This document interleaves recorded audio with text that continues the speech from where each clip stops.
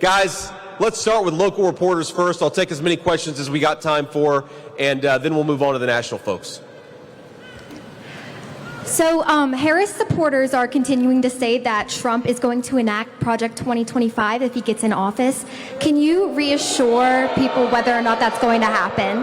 Yes, ma'am. I think you heard the boos from the crowd because, look, love Donald Trump or not, does anybody speak for Donald Trump except for Donald Trump?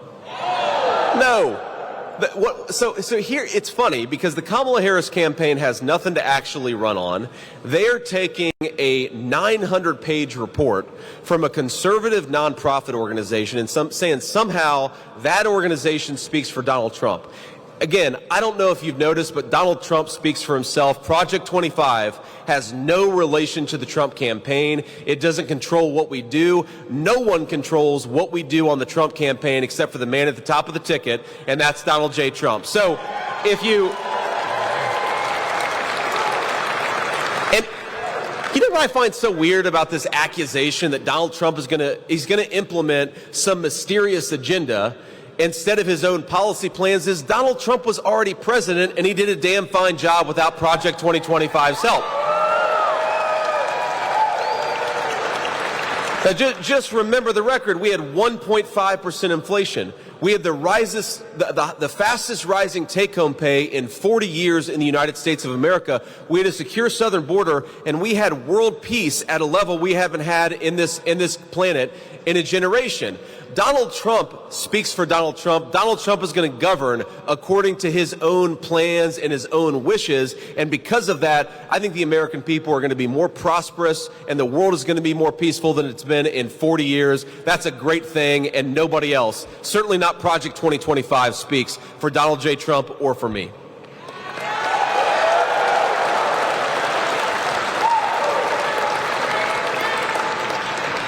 Go, guys. With Pennsylvania being a big battleground state in the upcoming election, what makes you want to come to communities like Johnstown, where it kind of swings blue, it kind of swings red? It's very up in the air. It's a very key county to determine the state of Pennsylvania. Sure. Well, one of the things I've learned, I'm sure you all will be happy about this, is I now try to make sure that I call Pennsylvania a commonwealth, right? Commonwealth of Pennsylvania. I don't want anybody to run me out of town here because I say the state. I'm trying to say the commonwealth, and I appreciate you all reminding me of that from time to time. I mean, look, one thing I'll say about Johnstown is I love this community. And, you know, when I was coming in here, you know, you come across the bridge, you go over this beautiful river, and, you know, there's a view that you get where you're driving up to this factory, and you look behind you and you see a church kind of set against the mountains. And the mountain is sort of on fire right now with the colors of fall. And I just think to myself, what a beautiful town Johnstown, Pennsylvania is. And y'all ought to be proud of it. I'm sure as hell proud to be here. But it also, to me, represents the greatness of America and, frankly, what happens when American leaders screw up. Because as much as we're proud to be standing in this great facility, Johnstown has went through some pretty tough times because a generation of American leaders, and let's be honest, it was Republicans and Democrats, decided we didn't need to make things in the United States of America anymore. And Johnstown, Pennsylvania bore the brunt of that failure of American leadership, just like Johnstown bears the brunt of the failures of Kamala Harris's leadership.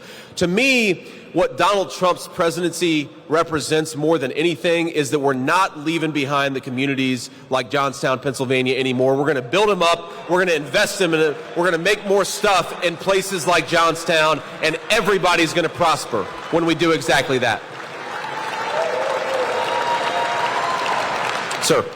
Sir, do you or do you not condemn the attacks on the Capitol from the last election incited by Donald Trump?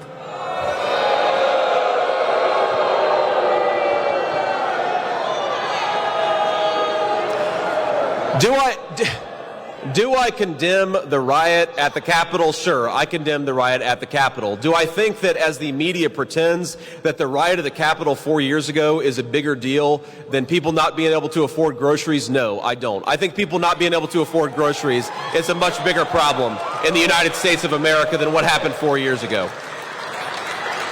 And most importantly, do I concede the point that was implicit in your question that Donald Trump somehow was at fault when he told people to protest peacefully? Absolutely not. Go back and look at the tape. Go back and look at some of the record that's come out in the last couple of weeks. Donald Trump asked people to protest peacefully. Of course, he had every right to encourage people to protest peacefully. And the fact that a few knuckleheads went off and did something they shouldn't do, that's not on him. That's on them. That's on them.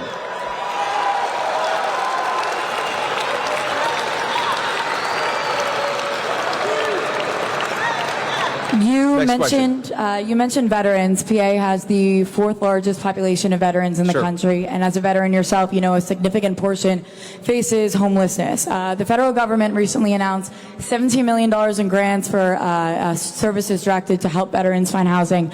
If elected, would the Trump administration continue to prioritize these efforts, or how else would you help? Of course we would. But let's be honest here, $17 million, while it will help, is not nearly enough to meet the challenge of the homeless veteran population in this country.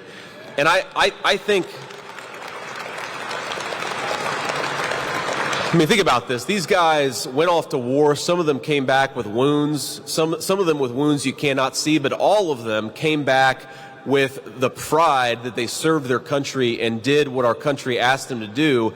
How disgraceful is it that millions of our veterans are getting left behind in some form or another, and thousands of them are homeless when we're housing illegal aliens in first-class hotels? It's a disgrace. And it drives home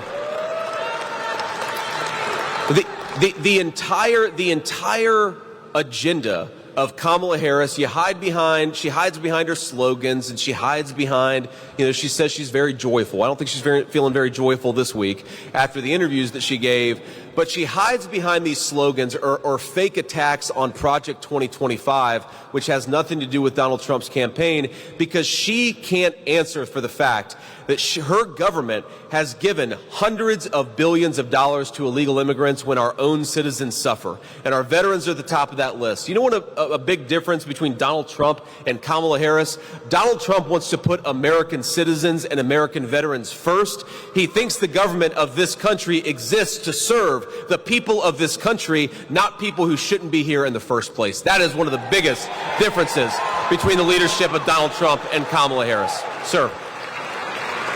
Good to see you, Senator Vance. Thank you.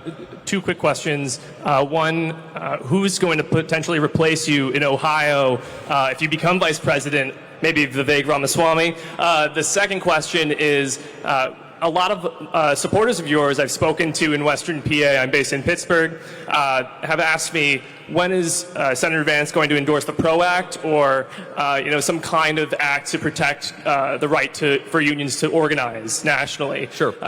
Will you support such legislation? So, on the first question, I don't know if you all agree with me, but I'm pretty superstitious, so knock on wood, we'll worry about who's going to replace me after Donald Trump and I are elected president and vice president, and until then, I'm not going to think about it. Now, on the question about the PRO Act, so first of all, one of the things that we're very proud of on this campaign is that if you look, according to the Teamsters' own poll, 65% of Pennsylvania's Teamsters support Donald J. Trump for president. That is something we're very proud of, because these are people who build this country, who make it run. We're thrilled to have their support.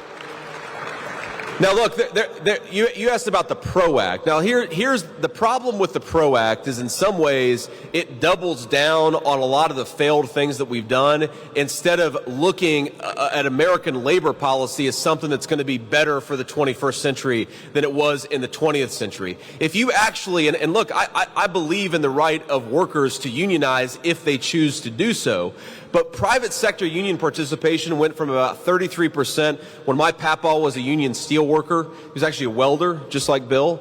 33% to now it's about 7%. So we have to ask ourselves, what public policies have we enacted that have driven private sector union participation so low? I don't think we double down on what's on the failed model. We got to think about a new model for the 21st century, because that's going to be better for American workers, it's going to be better for American companies, and most importantly, it's going to mean higher pay for people who work hard and play by the rules, and that's what Donald Trump and I are all about. Thank you. Senator Vance, thank you so much for doing this and for taking time to take questions from the press. No matter who wins after the election is over in November, do you commit to a peaceful transfer of power? Yes. Of course. Of course we do. Look, look, this is very simple. Yes, there was a riot at the Capitol on January the 6th, but there was still a peaceful transfer of power in this country, and that is always going to happen. Donald Trump's committed to it, and so am I. Here's what is a little odd about this question. Under Kamala Harris's leadership, we have way more fentanyl in our community than we ever have had before. Under Kamala Harris's leadership, Americans can't afford groceries, young people can't afford to buy a home, credit card delinquencies are through the roof. That is what I'm focused on, and that is what the campaign and the media should be focused on. How do we solve America's problems rather than focus on a fake issue from 4 years ago when, again, Donald Trump said protest peacefully?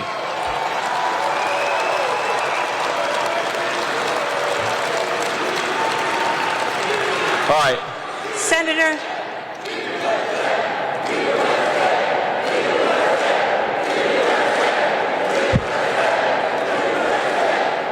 I love Western PA. Look, we're going to hit the road a little bit. We'll take a couple more questions. We'll do 2 more questions. Senator Vance, in Pittsburgh on Thursday, former President Barack Obama admonished black men for being hesitant about voting for Kamala Harris. I was wondering if you could contrast your approach to hesitant voters and how you tried to earn them over. You know, first of all, I don't believe, whether you agree with me or disagree with me, whether you agree with Donald Trump or disagree with him, I don't believe in hectoring voters. I believe in persuading voters. Support is not something I'm given or something I'm owed. It's something you got to go out there and work for. So one, I just don't like the tone of going in. I mean, look, the better question for Barack Obama or anybody to ask is not why black men. It's not how dare you not vote for Kamala Harris. It's maybe they're thinking about voting for Donald Trump because they're sick of being censored, they're sick of being told what to do, and they're sick of not being able to afford the American dream. Maybe that's why we're getting a lot more black voters than Republicans in the past. But you know, the last point I want to make is, you know, I got to say, and shocker, newsflash here, I've defended Kamala Harris once, I'm about to defend Barack Obama once.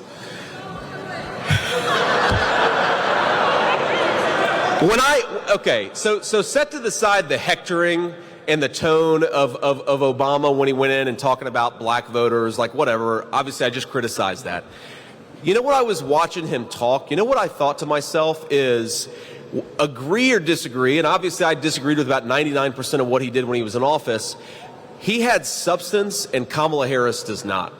Like, he actually had thoughts in his head, and what a contrast that is to Kamala Harris, who just repeats slogan after slogan after slogan.